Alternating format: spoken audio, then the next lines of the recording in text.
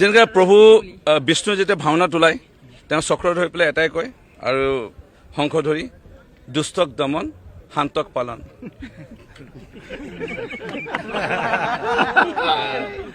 এই হাঁহিটো মাৰিছিল জিকাটো ৰূপজ্যোতি কুৰ্মীয়ে জিকিলে আকৌ ৰূপজ্যোতি কুৰ্মীয়ে জিকিব বা ৰূপজ্যোতি কুৰ্মীয়ে যাক জিকাব বিচাৰে মৰিনী সমষ্টিত তেওঁ জিকিব। মোৰ মৰিনী সমষ্টিৰ ৰাইজক ধন্যবাদ জনাইছোঁ, কৃতজ্ঞতা জনাইছোঁ। আৰু দ্বিতীয়তে মোৰ দেউতা মা সদায় মই আঁঠুকাৰি সেৱা কৰি আহিছিলোঁ। দেউতা মাকো আজি শুভ মুহূৰ্তত ধন্যবাদ জ্ঞাপন কৰিছোঁ আৰু লগতে সমান্তৰালভাৱে ভগৱানক খুব মানি আহিছিলোঁ। তেখেতক সদায় কওঁ যে মোক লোভ, মোহ, ক্ৰোধ, অহংকাৰ কাম কৰিবৰ পৰা সদায় মোক আঁতৰাই ৰাখিবা প্ৰভু, আৰু এয়া মনুষ্য হিচাপে মোৰ নিশ্চয় আহিব, কিন্তু ইয়াৰ পৰা যিমান পাৰা আঁতৰাই ৰাখিবা। আৰু ভগৱন্তই আজি দিশ দেখাইছিল আৰু ভগৱানৰ প্ৰভুজনাৰ গুৰুজনাৰ আশীৰ্বাদত আজি এয়া সাফল্য মোক দেখিবলৈ সক্ষম হ'লোঁ। মোৰ ভাল লাগিছে। মোৰ সতীৰ্থ বন্ধু, মই সমষ্টিৰ হয়তো হাজাৰতকৈ বেছি সংখ্যক মই মা বুলি সম্বোধন কৰা আছে, দেউতা বুলি সম্বোধন কৰা আছে, বা পাই বুলি কৈ সম্বোধন কৰা আছে, দাদা, বৌ, ভণ্টি, মোৰ মাহী, মামী, খুৰী, নবৌ, বহুত এনেধৰণৰ আছে। তেওঁলোকৰ আজি কোনোবাই ভাত খুৱাই দিছিল, কোনোবাই মই হয়তো শুই উঠাত পলম কৰোঁ, তেওঁলোকে মোৰ হৈ পেলাই এৱা গাখীৰ দি বেলপাত দি পেলাই শিৱ মন্দিৰত চাকি বন্তি জ্বলাইছিল, নামঘৰ চাকি বন্তি জ্বলাইছিল।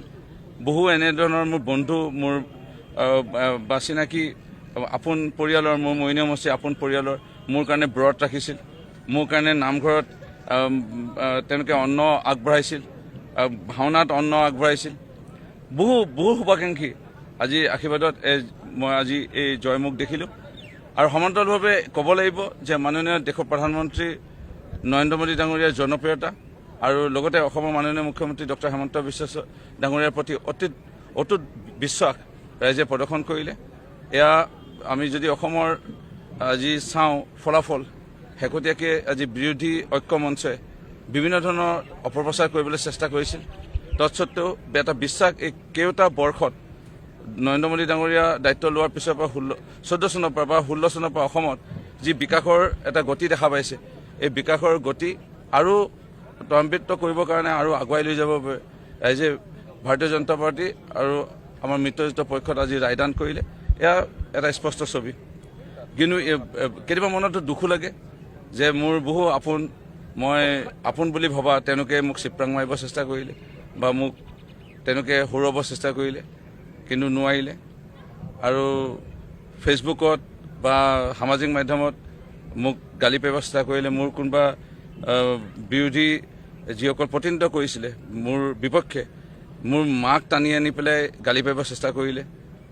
মা মানে এই তেওঁ যেতিয়া আলফাৰ প্ৰকোপ আছিল অসমত, সন্ধিয়া 6টা বজা 5টা বজাৰ পিছত কাৰফিউ লাগে, সেই সময়ত ৰোগীসকলক চিকিৎসা কৰোৱা ব্যৱস্থা গ্ৰহণ কৰা হওক, বহু বাগান বিভিন্ন কাৰণত বন্ধ হৈ যায়, কলম কটাৰী নাই, সেই সময়ত প্ৰদান কৰা, বহু মানুহক সহায় কৰি থৈছিল।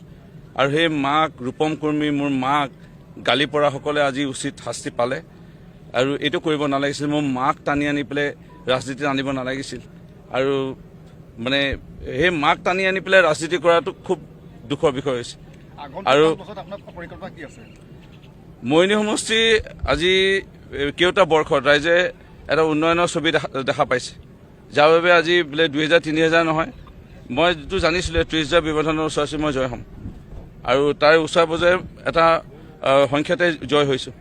ৰাইজে এটা আশ্বাস, এটা বিশ্বাস মোৰ প্ৰতি ৰাখিছে আৰু যাৰ বাবে ৰাইজে ৰায়দান কৰিছে। মৰিনী সমষ্টিৰ আজি পথৰ যদি সমস্যা চোৱা যায়, প্ৰায় 80% পথৰ সমস্যা সমাধান হ'ল। খোৱাপানী যদি সমস্যা চোৱা যায়, প্ৰায় 70%। এতিয়া সেই 30% খোৱাপানী, সেই 20% পথৰ ব্যৱস্থা কেনেধৰণে সুচল কৰিব পৰা যায়, কেনেধৰণে বিশ্ববিদ্যালয় মৰিনী সমষ্টিত এখনো নাছিল ভাৰতৰ স্বাধীনতা হোৱা এই 80 বছৰ আমি গৌৰৱ কৰিবলৈ লৈছোঁ। এতিয়া মৰিনী সমষ্টিত 2খনকৈ বিশ্ববিদ্যালয় আমি পালোঁ। এতিয়া 3য়খন বিশ্ববিদ্যালয় আমি কিমান কমটি দিনৰ ভিতৰত আনিব পাৰোঁ। মহিলা বিশ্ববিদ্যালয়, শ্ৰী আউনীআটী সত্ৰ বিশ্ববিদ্যালয়। এতিয়া 3য়খন বিশ্ববিদ্যালয় তিয়ক চন্দ্ৰকমল বেজবৰুৱা মহাবিদ্যালয় আমি স্বতন্ত্ৰ বিশ্ববিদ্যালয় ৰূপান্তৰিত কৰিবলৈ গৈ আছোঁ। মৰিনী সমষ্টিত 80 বছৰ চুবলৈ হ'ল, এতিয়ালৈকে চেণ্ট্ৰেল স্কুল এখন নাই, কেন্দ্ৰীয় বিদ্যালয়। এই খুব কমটি দিনৰ ভিতৰত মৰিনী চেণ্ট্ৰেল স্কুল এখন আনি আমি সৰ্বভাৰতীয় পৰ্যায়ৰ পৰীক্ষাৰ কাৰণে কেনেধৰণে প্ৰস্তুতি কৰাব পাৰোঁ মৰিয়নি ল'ৰা ছোৱালীক, সেয়া এটা মোৰ পৰিকল্পনা। মৰিয়নি সমষ্টিৰ আমাৰ কেনেধৰণে আমি ল কলেজ পালোঁ, আইন মহাবিদ্যালয়, BEd কলেজ এখন কেনেধৰণে ইয়াত স্থাপন কৰিব পাৰোঁ। আৰু BEd কলেজখন স্থাপন কৰিলে অসমৰ যি বিশেষকৈ BEdৰ ছাত্ৰ ছাত্ৰীৰ সংখ্যা এতিয়া প্ৰত্যেক চাকৰিতে শিক্ষকৰ বিশেষকৈ প্ৰয়োজন হৈছে। ইয়াত আমাৰ প্ৰাইভেটত পঢ়িব লাগে, আমাৰ ইয়াত এখন চৰকাৰী BEd কলেজ খুব কম দিনত। মই ইতিমধ্যে 2029 নিৰ্বাচনৰ পৰা তাৰ কাৰণে প্ৰস্তুতি এতিয়াৰ পৰা আৰম্ভ কৰি দিলোঁ। আৰু মই চেলেঞ্জ দিছোঁ, কোনোবা যদি সাহস আছে নিৰ্বাচনত প্ৰতিদ্বন্দ্বিতা কৰিবলৈ আহক। কাৰণ মই আপোনাৰ যদি ফেচবুক চাই, নিৰ্বাচন শেষ হ'ল 9 তাৰিখ, তাৰপিছৰ পৰা মই এসপ্তাহ মাত্ৰ পৰিয়ালক লৈ পেলাই ফুৰিবলৈ গৈছিলোঁ। তাৰ বাহিৰে মই দৈনিক 20টা 15টা প্ৰগ্ৰেম কৰিব আৰম্ভ কৰি দিলোঁ। অৰ্থাৎ 29 চনৰ কাৰণে মোৰ প্ৰস্তুতি যুদ্ধ দিয়া নাই।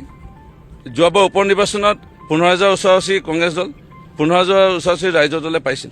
সেই ভোটটোতো আছিলেই মৰিয়নি সমষ্টিত, মানে 30,000 ভোট ভাৰতীয় জনতা পাৰ্টিৰ বিপক্ষে। আৰু লগতে নতুন সমষ্টিৰ প্ৰায় 75,000 ভোট নতুনকৈ যোগ হৈছে নতুন মৰিয়নি সমষ্টি, তাৰ পৰা অলপ কেইটামান ভোট পাইছে। সেইকাৰণে বিৰোধী এটা যিটো আছে ভোট, সেইটো আছেই, সেইটো থাকিবই। আৰু সেই তাৰ পৰা মই এই নিৰ্বাচন হৈ যোৱাৰ পিছত 29 চনত কেনেধৰণে বিৰোধীক আকৌ একেবাৰে খতম কৰি দিব পাৰোঁ, শেষ কৰি দিব পাৰোঁ, কোনো উঠিবলৈ ইয়াত সাহসে নকৰে।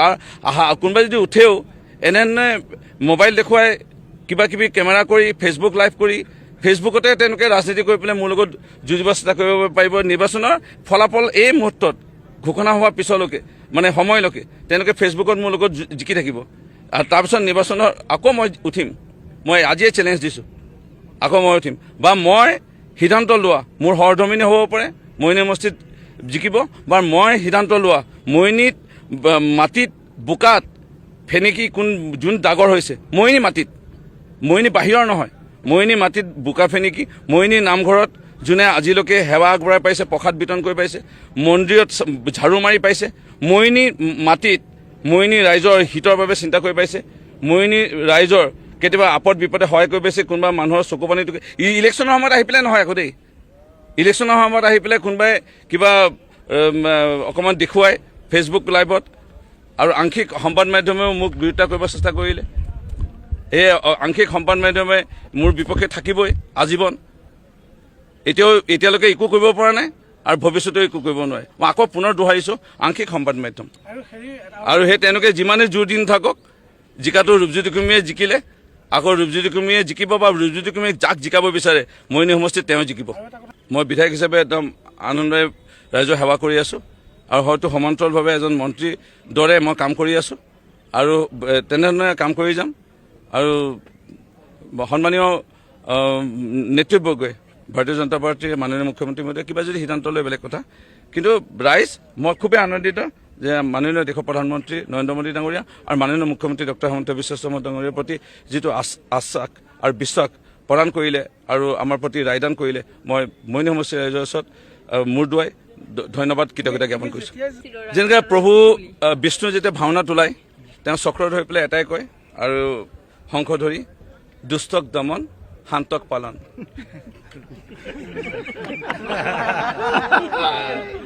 এই হাঁহিটো মাৰিছিল, এই হাঁহিটো মাৰিছোঁ।